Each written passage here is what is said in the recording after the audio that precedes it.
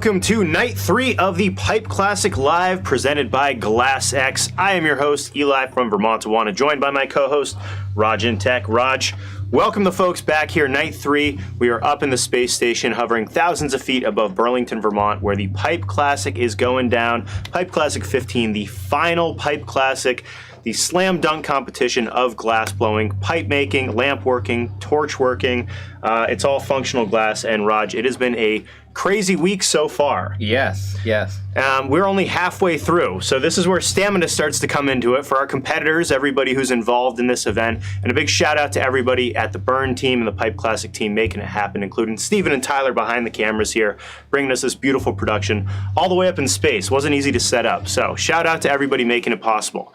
Speaking of which, Raj, we are brought to you by GlasseX tonight and last night, right? And GlasseX, we talk a lot about different companies who make this possible, and we're going to be talking about Glass Torch and Mood Mats a lot throughout the week. But we had a chance to actually talk with GlasseX. The founder was here, and pretty wild story behind this company. So before we talk about what's going on upstairs, down below, thousands of feet, and what's going on throughout the week, you actually had a chance to catch up with GlasseX founder. So tell us a little bit about your interview, and then let's see what they had to say. Well, we had a chance to catch up in the park and really dive into his the story of how his business came to be created. And can we pull up that clip? We're here with Uncle Nono from GlasseX here at the Pipe Classic in Burlington, Vermont. Can you tell us a little bit about yourself? Yeah, so I'm a glass enthusiast. I work with glass mainly because I want to work with cannabis. My mission is to be a part of the cannabis industry by making art and showing the world that people that use cannabis are great, positive, strong, hardworking people that want to live free without, crucifixion. Awesome. And I believe you also mentioned that you represent some artists? Yeah, so through GlasseX, I've been representing pipe makers for about 20 years. We've worked with Avatar and Magism, a lot of glass blowers through the days. Currently, we have about 80 glass blowers on the list. Cool. Yeah. It's a little bit about the origin story of GlasseX. Okay, yeah, so GlasseX was established in 2004. Right after Operation Pipe Dreams. A couple girls I went to high school with come into my glass blowing studio and asked me for sex toys, and I was like tickled. And then when Operation Pipe Dreams hit, me and my buddy Todd created GlasseX to camouflage our pipe sales and also make toys. So GlasseX is actually a sex toy manufacturing company.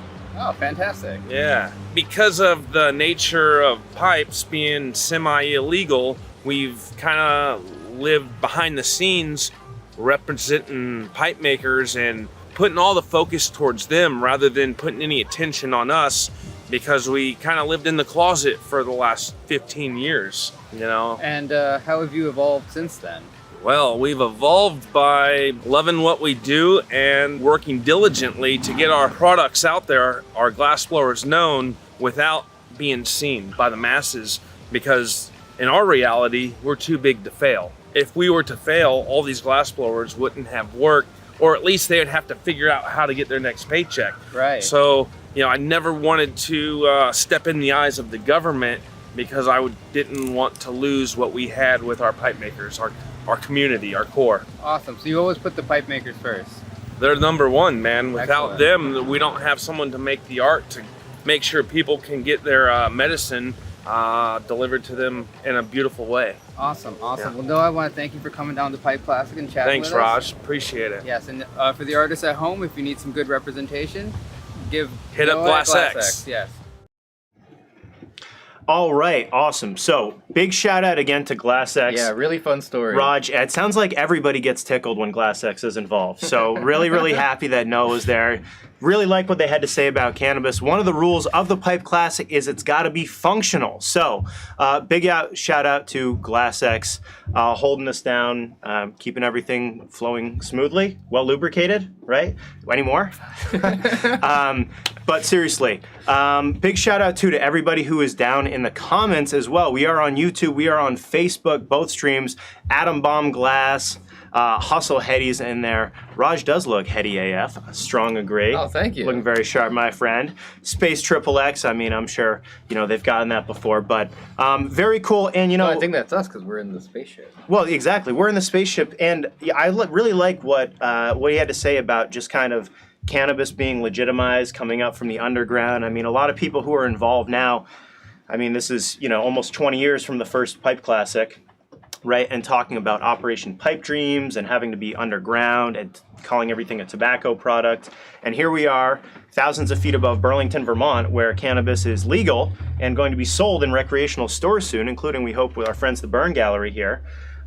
So, just really interesting to see how far things have come, and really cool people like Noah out there pushing things forward, pushing the game, and really keeping the art and the culture alive. So, speaking of that, Raj, let's check in. We do have our artists going off upstairs right now. In Heat 3, we have got, you can see Laceface, Joe Peters, aka Joe P, and PAKO all up there working very hard. Yeah, they're in the soup of it.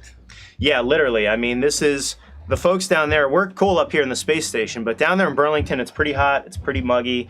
The Bern Gallery's doing a great job keeping everybody cool and hydrated. But at the same time, the physical part of this is real.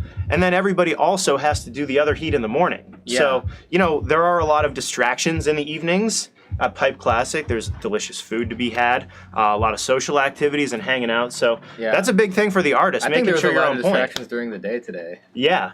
Well, you've been close to the scene, so maybe just give folks a little bit of an idea of kind of what the flow is like for the artist, who's kind of going through this. As the week progresses, every artist chooses to enter their zone in their own way.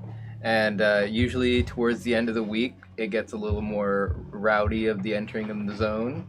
Well, and that's the whole thing with a strategy too, right? Because you can, you go early in the week, right? Maybe you kind of get your piece done, and then the rest of the week you're sort of chilling, you're able to party. But you wait till later on in the week, you have the advantage of seeing what the other competitors have done. Yep. And just getting a better sense for the timing, the space, the equipment.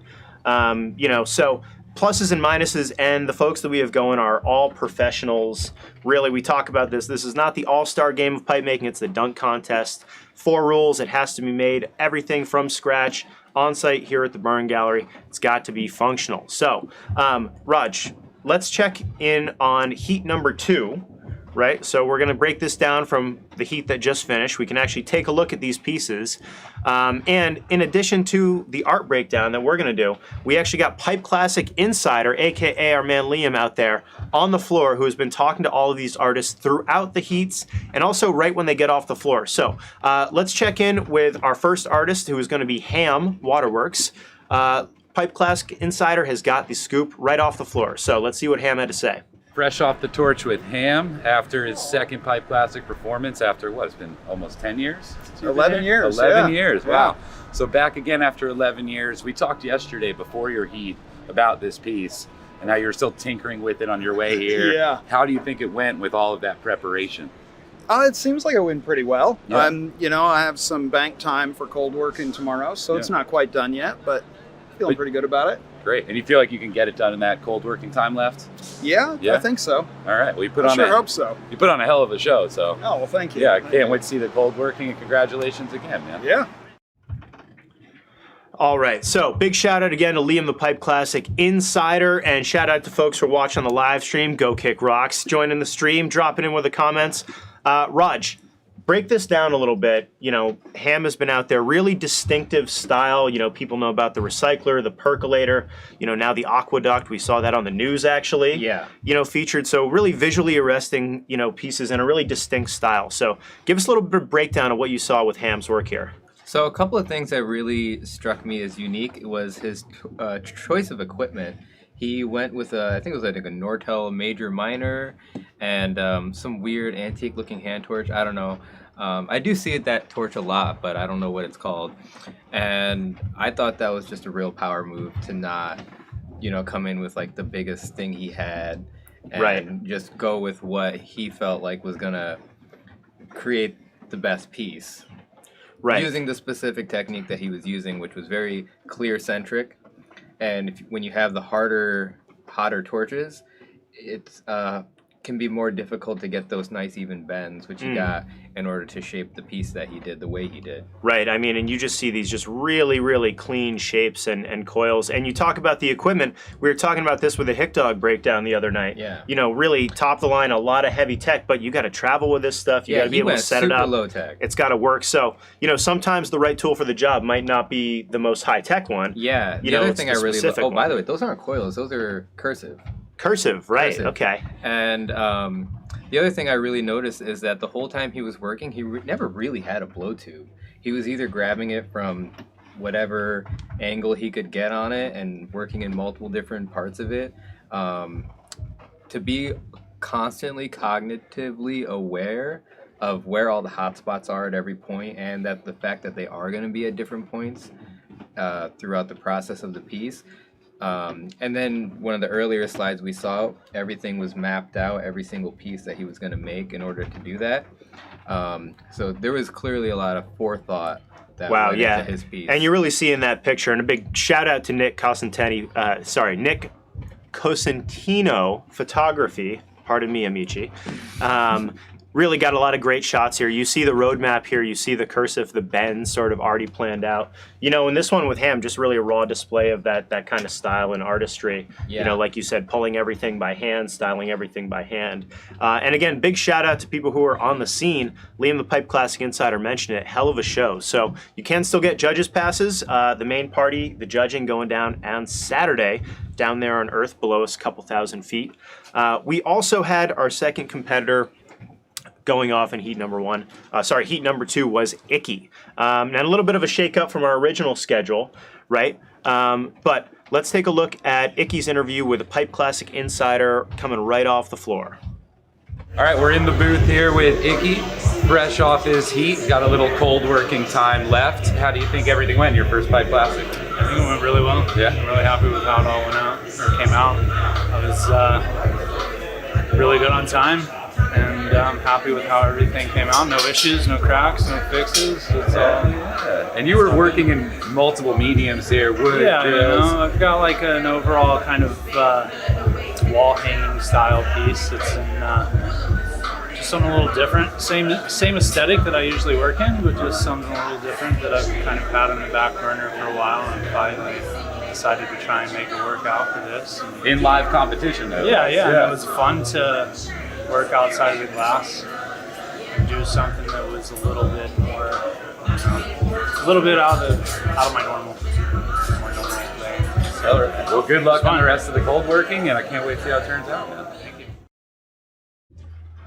All right, so huge shout out to Liam the Pipe Classic Insider. And we heard Icky talking about one of the themes of this, trying something new, pushing the envelope. That's something that we really see at the Pipe Classic, is artists really, they want to go with what they know, they want to define their style, they want to go bigger, better, badder, but they're also trying new things, maybe being inspired by other artists throughout the week. And so give us a little bit of a breakdown. We see this piece from Icky just looks amazing already here. What did you see here? Well, he's one of these artists that has a very fine eye for detail. It's extremely clean no matter how close you look at it, even under a magnifying glass. It's very hard to find a flaw in his pieces. And the way he works is very cool, calm, collected, meticulous. And it didn't seem like he was sweating at all throughout his process there. Well, and that's something you do see. I mean, we talk about the level of skill and competition. This Pipe Classic is a unique format. You've only got 12 total hours. Everything is very tight. But these competitors being able to keep their composure, like you said, stay in that Zen flow, stay on their pace, right? Stick to their plan or be able to deviate if they need to. Yeah.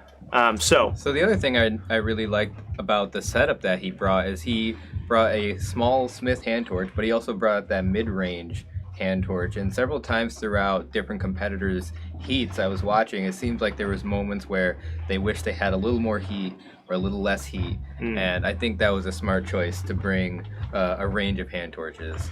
So again, that equipment, that kind of veteran presence. Yes. And also just having the time and wherewithal to be able to set these up, go between them. At some point, more equipment, more tech, more complexity, more room for error. So again, it takes a high level of skill to navigate all these things. Yes. And then here is he's shaping that sort of like signature style of the head that seems to be present in all his bodies of work.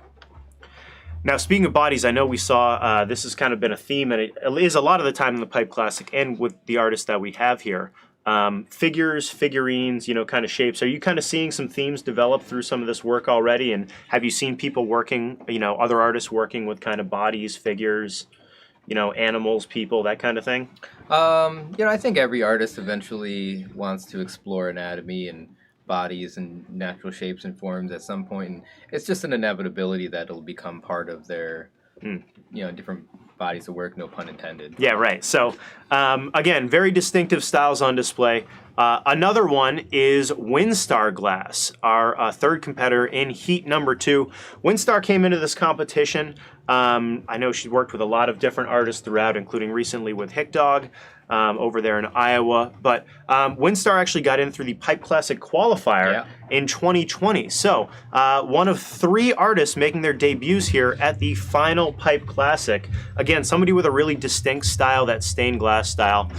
Really eye-catching piece. It was blowing up on Instagram. People were going nuts. And a reminder, follow Pipe Classic if you're not already on Instagram. But Raj, before we take a look at the detailed breakdown, let's catch up with Liam, the Pipe Classic Insider, and Windstar following the heat. Cheers, congratulations. Thank you. Ooh, all right. Now it's over. Now it's over. And after all that and that, how are you feeling after your first Pipe Classic? Pretty fucking amazing. Yeah? I am stoked to be here. A little overheated. Really happy with my keys. And yeah. I mean, you went so big. And you went so big in such a small space, one you're not familiar with. What was like the biggest challenge of getting that done in that 12 hours? The networking was really difficult. Yeah. The Galaxy Black had a lot of air in it, so I had some popping. Other than that, like every practice part I did, I wasn't able to get done in 12 hours. So this is the first just time from it's from it's the happened. get-go, Wow. I knew I had to hustle as fast as I possibly could. Hell yeah. Well, quite a show you put on. We can't thank you enough. And now let's do more of these for the rest of the week. Hell yeah. All right. Thank you. Thank you. Hey, all right. So cheers to Windstar and Liam, Pipe Classic Insider. Doing a great job. And we mentioned Nick Constantino, photography, killing it with the stills here. Windstar mentioned just the relief. It is physically taxing, especially if you're a first-time competitor. She's obviously super cool and a total pro. But it's got to be intimidating coming into kind of the scene, especially your first time, and, right? I think it's got different levels for her because this is just being in Pipe Classic has been a driving factor for her and throughout her career. So I think there's multiple levels of relief to taking that shot there. Right, exactly. And, we also got to mention that it is not over officially until that piece is placed on that final resting place. Yeah. So that's something that all these competitors, we still have to on Saturday see these things displayed out in the wild, terrifying for everybody who is involved. But that is a component of the competition, and we have seen it before, and with these artists going so hard, we might see it again with pieces going down. Yeah. Raj, you've seen this before. Like, what is that kind of devastation like? I've actually never seen a piece break between the two. Generally, as a glassblower, though, you put your heart and soul into something. Like, how do these pieces generally go down? And kind of what's that feeling like when... it's terrible when it happens for the first couple times, but eventually you get callous to it and you get used to it, and that's what the game you're in is. That's right. Well, and again, one more reason to celebrate these artists while they're here doing this work. We really encourage folks, check in on the live streams throughout the day. We've got killer coverage happening throughout on the Instagrams, on the feeds. We are going to be back here tomorrow night. Can we pull up that first picture of Windstar's process here? And I thought this was super interesting. I've never seen this done in Pipe Classic before. Thanks, Raj. Don't let me get carried away here, but... Oh, yeah, no, this is special. So first she traced out the shape she was going to make on, I think, some sort of hardy backer or ceramics.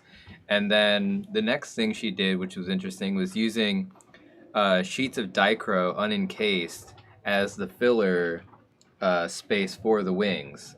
And so she saved a lot of time not having to encase it. She saved a ton of time not having to worry about the thickness of that glass cracking throughout the process. And then she used, she was able to trace onto the graphite the frame that she had made. And then when she was cutting all those, she used a grinder to get them really refined so that they fit in there just nicely, because if you don't leave yourself enough room in there and you go to make your weld, it'll just start, spreading wider and wider. So I thought that was, I've never seen that before. That was great. Well, and tell me a little bit kind of even just about the materials that WinStar is using, because one of these artists with a really distinctive style, that I think a lot of people look at and say resembles stained glass. So I mean, how do you kind of get this look? Is it the specific material? Is it the technique? Kind of how do, how does this style, because it does look very distinctive. Well, I think she's achieved it in different ways here. She's achieved it in more of a networking kind of way. I've also seen her achieve it in like a drawn stringer sort of way, and so she seems to have that theme throughout her bodies of work, and it keeps coming back. Awesome. And we talked about this, I remember way back in Pipe Classic Qualifier, the different animal shapes, a lot of nature, that we see in WinStar's pieces. So again, we will show the final pieces. We'll reveal them all on Saturday. We're not going to give it away quite yet. I think people who have been watching get a sense of where it's at, and especially if you are here down below us at the Bern Gallery in Burlington, Vermont, definitely encourage you to stop by and check it out and get a judge's pass, because if you've got a strong opinion on this, you have a chance to be involved in the process yourself. So, Raj, looking ahead, we mentioned we've got on the glass, on the torches right now, heat number 3, we've got Laceface, Joe P, and PAKO. We'll be breaking down their pieces tomorrow night, along with Liam the Pipe Classic Insider, some beautiful stills from Nick Constantino, and our fine folks behind the cameras, Steven and Tyler. So again, a huge shout out again to GlasseX. Really encourage folks, go back and watch that interview again. Very cool to connect with Noah. Thank you for letting us have a little bit of fun. I feel like you'd appreciate that, and have a laugh as well. And a big shout out as well to our additional sponsors, Glass Torch Technologies. Before we sign off, Raj, just give folks a little bit of an update, because the wild, Wally and Willie's Wild Mystery Tour is getting closer to Burlington, but the grand prize for this Ultimate Pipe Classic, it's something that we can't even describe fully for people yet, but can you give folks a little bit of a teaser? Because you've been checking in with these guys throughout, right? Let's see, I checked in with them yesterday, and they're driving up tomorrow, okay. And then we're going to have a little sit down with them. So everything is still pending. They still have to get here with their trailer and everything. And in true fashion, they've pretty much finished these pieces, the prizes, and get them right to us immediately. And oftentimes they're doing it like week of.